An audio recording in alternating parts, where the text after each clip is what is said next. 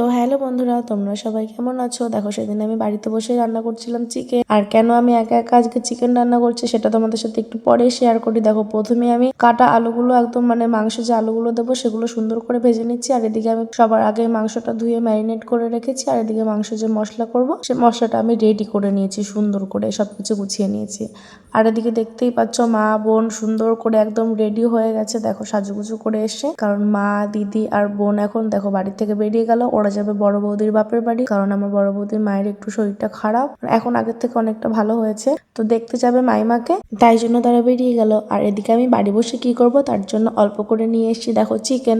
Chicken ছাড়া mutton বা অন্য কিছু যেহেতু আমি খাই না, তাই জন্য আমি অল্প করে চিকেন নিয়ে এসেছি। এখন চিকেনটাকে আমি সুন্দর করে কষিয়ে কষিয়ে রান্না করছি। দেখো, প্রথমে পেঁয়াজগুলো ভালো করে ভেজে নিয়েছি, আর তারপরে ম্যারিনেট করা চিকেনটা ওর মধ্যে দিয়ে আর একটু ভেজে নিয়ে তার মধ্যে মশলাটা দিয়ে দিয়েছি। এবার সুন্দর করে চিকেনটা আমি কষাবো, তারপরে অল্প করে জল দিয়ে দিয়েছি। আর তোমরা কারা কারা আমার মতো চিকেন ছাড়া অন্য কিছু খাও না, অবশ্যই কমেন্টে একবার জানিয়ে যেও। চলো টাটা সবাইকে।